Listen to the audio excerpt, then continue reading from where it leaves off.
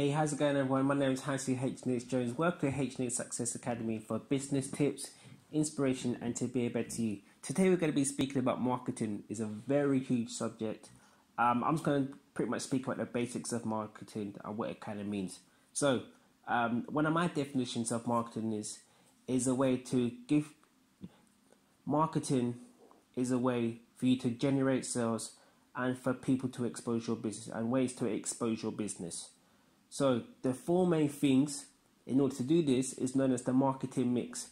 So for those who may have done business or who may have been familiar with this is things like price, promotion, place, product or service, and people.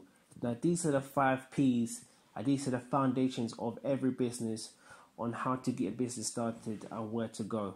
So let's just start with the first one, price.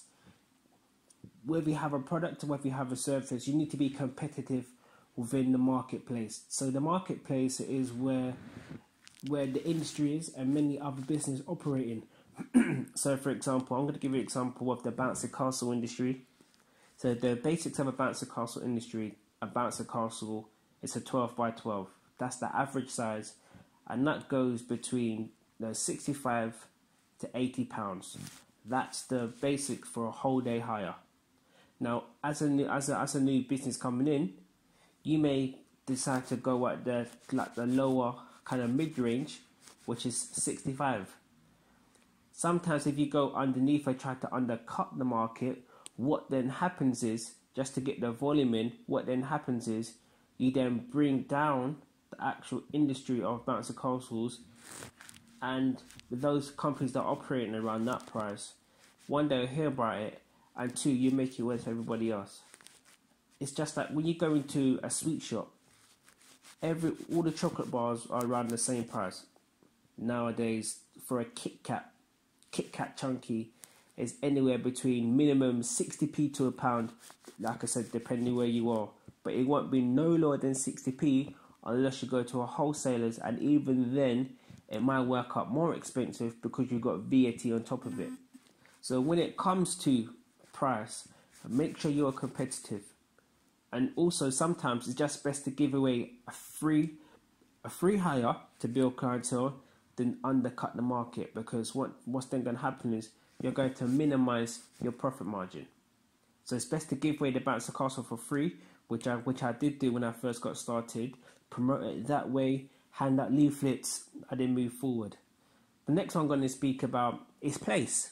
The locations, where you're going to be located. If you're a food shop, for example, are you going to be on a busy high street where the price is quite high to rent, or are you going to have like a mobile place? Are you going to be like in a little side road, not too far from the high street? Location is very important when you come to a business that's offline. That's detrimental. That can be, the difference between you being there for 5 years or you going in literally 6 and 7 months. And I've actually seen many shops go within 6 or 7 months because they've been located in the wrong place. They've got great food or they've got great products, but they're just at the wrong location where people couldn't see them, or the type of market they're trying to relate to is just not there. Now, regarding the online space now, even if you're online, you can still be very specific with your demographics. So I'm very fortunate to have an online business.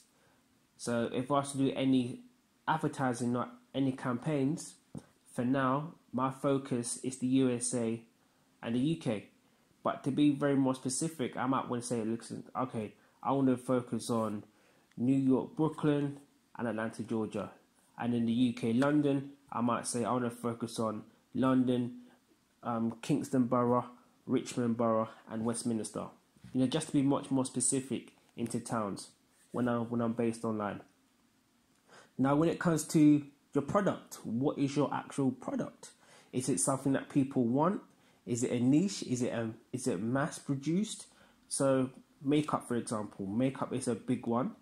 Are you going to be doing luxury makeup? Are you going to be, just affordable makeup where a lot of the kids and young girls have? Are you going to be mid-range, what type of product are you going to be giving to the marketplace? You know, promotions. What type of promotions are you going to be doing? You know, promotions is a very big thing, and some people have different views on promotions depending on what their product or service is. But for me, I believe promotions is a good way for you to get your business out there, just for the short term. Because if you have promotions all the time, so to speak, what then happens is it then kind of lowers down what you're trying to achieve, and sometimes it's very challenging to be competitive in the marketplace, especially when you be higher up. So I would say for certain periods of time, during certain seasons, that's where you can do certain promotions. So I know for the bouncy castle industry, kids entertainment, especially with bouncy castles, there's a set period whereas it's extremely quiet, you know, and that's anything from, let's say, from October to March. I would even say April times, just because the weather is not too great. You know, indoor bookings, it's not that much. I have had a few indoor bookings, and many bouncy castle firms do have indoor bookings, but it's mainly an outdoor thing where you got much more space. It's much more safer for them, you know, much more safer than being in the ground rather than lugging around additional stuff such as sacks on the bouncy castle. It's much more easier, and people rather have a kids party outside in the open, whether it's in a community centre, outside, or in a park, which I've done before. It just depends on the occasion, right? And last and foremost, people. We are in the people industry. No matter what you do, no matter what industry, no matter what business you have, people are at the forefront of your business. People are your lifeline, unless you're investing, which is obviously money working for itself. But we're talking about businesses, whether you're online or whether you're offline. What type of people are you going to be targeting? So when I was doing bouncy castles, I was targeting, you know, 3 to 12-year-olds. I would even minimize it to say 3 to even 8-year-olds, even, because the many the parties I did were like 8 to 9-year-olds, and a few 10-year-olds attended the party. And even with the other services I had, such as face painting, giant games, magician, all those type of things, they were still for the 8 to 9 to 10-year-olds brackets. Well, between the age range between 3 to 10-year-olds. So even then, you know who you're marketing, know the type of people you're doing. So when it comes to advertising on Google for online marketing, which is SEO, such as search engine optimization, you know what keywords to put down. Children's party entertainment, kids party planner is very specific, and when I search it online, you're going to come up straight away. And even the tagline as well, the type of people you want. Mum's party planner, mum's party checklist. You know, mum's party checklist, mums. So now you're looking at like mums now, which is obviously again people, right?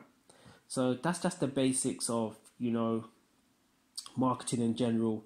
I have a whole training on online versus offline marketing and a bit of branding as well. I'm more than happy to send you the link via my YouTube on this YouTube channel, which I've actually got hidden, so I can send it out for people to see as and when.